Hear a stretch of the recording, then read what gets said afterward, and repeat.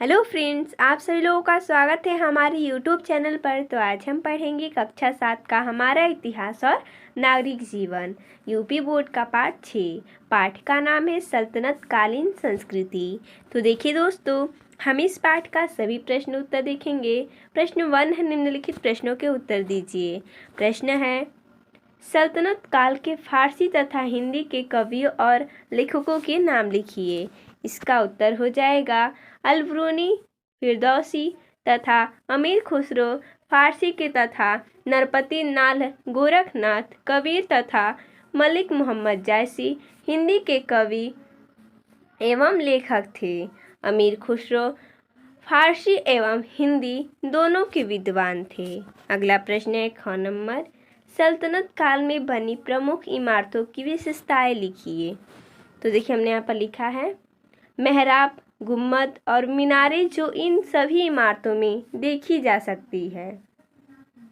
अगला, कुछ इमारतों में कुरान की आयतें भी लिखी गई हैं। अगला प्रश्न ग नंबर, सूफी मत की शिक्षाओं का वर्णन कीजिए। इसका उत्तर हो जाएगा सूफी एकेश्वरवादी थे। वे संगीत को पूजा पद्धति के रूप में प्रमुख स्थान देते थे। उन्होंने सामाजिक सौहार्द एवं हिंदू मुस्लिम एकता की पृष्ठभूमि तैयार की। उस काल के प्रमुख सूफी संत ख्वाजा मोइनुद्दीन चिश्ती तथा निजामुद्दीन औलिया थे। अगला प्रश्न है, भक्ति काल के प्रमुख संतों के नाम बताइए। इसका उत्तर हो जाएगा भक्ति काल के कुछ प्रमुख संतों के नाम हैं कबीर, चैतन्य महाप्रभु, गुरु नानक, दादू, रैदास, तुकाराम, रामानंद, वल्लभाचार्य, मीराबाई आदि। अगला प्रश्न है, सल्तनत काल में उद्योग एवं व्यापार पर संक्षिप्त टिप्पणी लिखिए। इसका उत्तर हो जाएगा सल्तनत काल में व्यापार का विकास आरंभ हुआ, जिससे शहर एवं शहरी जीवन का विकास हुआ। उस समय बंगाल एवं गुजरात के शहर कपड़े उद्योग एवं सोने चांदी के काम के लिए प्रसिद्ध थे। बंगाल के ढाका एवं सोना गांव मलमल एवं कच्चे रेशम के लिए विख्यात थे। 13वीं से 14वीं शताब्दी में वस्त्रों के निर्माण की तकनीकी मुसलमानों द्वारा भारत में लाए जाने वाले चरखे से हुई। इसका चलन आरंभ होने से वस्त्रों के उत्पादन में महत्वपूर्ण सुधार हुआ। उस काल में भारतीय वस्त्र चीन को निर्यात किए जाते थे। अंतर्राष्ट्रीय व्यापार इस काल में जल एवं थल मार्ग के माध्यम से किया जाता था। भारत से चर्म एवं धातु से बनी वस्तुएं तथा फारसी डिजाइन वाले गलीचे निर्यात होते थे। पश्चिम एशिया से भारत में उच्च कोटि के घोड़े, कपड़े, कांच के बर्तन, बहुमूल्य धातुएं तथा चीन से कच्चा रेशम और चीनी मिट्टी के बर्तन का आयात होता था।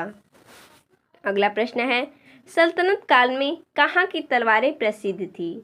इसका उत्तर हो जाएगा सल्तनत काल में सर्वोत्तम तलवारें बनारस और सौराष्ट्र में बनती थी।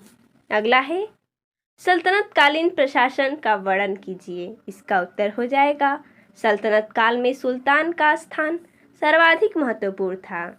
सारी राजनैतिक, कानूनी और सैनिक संस्था उसी में निहित थी। वह राज्य की सुरक्षा और व्यवस्था के लिए जिम्मेदार था।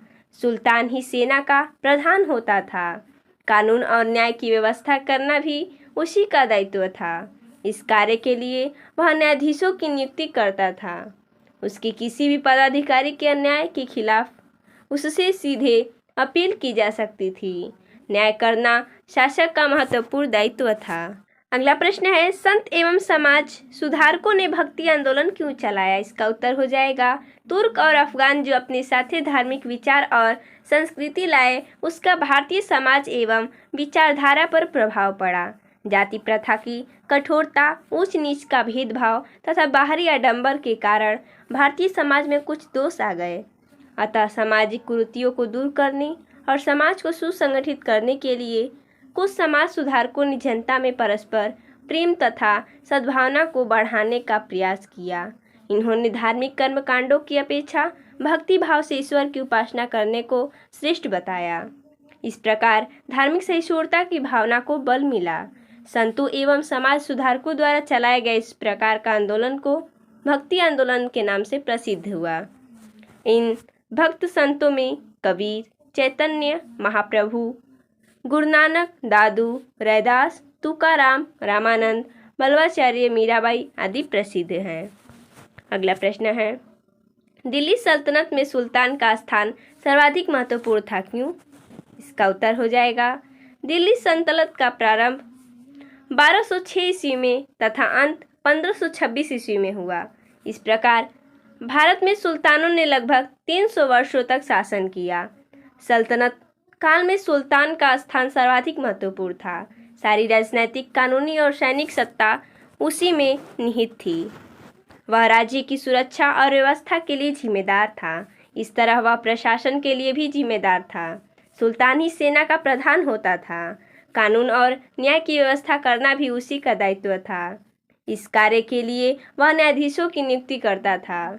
उसके किसी भी पदाधिकारी के अन्याय के खिलाफ उससे सीधे अपील की जा सकती है। न्याय करना शासक का महत्वपूर्ण दायित्व था।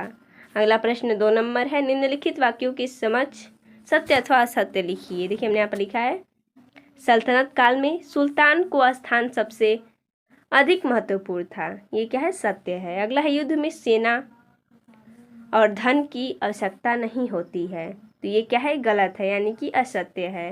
अगला, सुल्तान सेना का सबसे बड़ा अधिकार होता है, यानी कि बोल रहा है कि सुल्तान सेना का सबसे बड़ा अधिकारी होता है। ये क्या है? सत्य है। अगला है, पद्मावत की रचना मलिक मोहम्मद जैसी ने की थी। ये भी क्या है? सत्य है। अगला, सल्तनत काल में किसानों का जीवन स्तर बहुत ऊंचा था। ये क्या है? असत्य है। अगला है, टिप्पणी लिखिए। यहाँ पर दिया गया है, टंका और जीतल, इक्तादार, मुकद्दम या चौधरी, इन तीनों पर हमें टिप्पणी लिखना है। देखिए हम जैसा कि लिखा है, पहला है टंका और जीतल। सल्तनत काल में दिल्ली में सुल्तानों द्वारा कई शाही कारखाने शुरू कराए गए थे। इन कारखानों में ही टंके और तांबे की जीतल नामक मुद्राओं का निर्माण होता था। इसी के साथ सल्तनत काल में व्यापार का विकास शुरू हुआ, जिससे शहर और शहरी जीवन का और विकास हुआ। ख नंबर है, इक्तादार। सल्तनत काल में समस्त देश अनेक प्रांतों में विभक्त था। पहले इन्हें इक्ता और बाद में विलायत कहा गया। प्रत्येक प्रांत का अधिकारी गवर्नर होता था, जो इक्तादार और बाद में मुफ्ती या वली कहलाता था। उसे सुल्तान नियुक्त करता था। वह सुल्तान के प्रति उत्तरदायी होता था। वह प्रांत में कानून व्यवस्था बनाए रखता था। उसे सैन्य एवं प्रशासनिक योग्यता के आधार पर नियुक्त किया जाता था। उसके अधीन घुड़सवार, फौजी दस्ते और पैदल सैनिक रहते थे। वह आपराधिक मामलों के विवादों में न्यायाधीश का कार्य करता था। वह कर संग्रह में सहायता प्रदान करता था। ग नंबर है, मुकद्दम या चौधरी। सल्तनत काल में प्रत्येक सिख को परगनों में बांटा जाता था। गांव के समूह को परगना कहते थे। प्रशासन की सबसे छोटी इकाई गांव थी। गांव का मुखिया मुकद्दम या चौधरी कहलाता था। वह समस्त ग्रामीण प्रशासन के लिए उत्तरदायी था।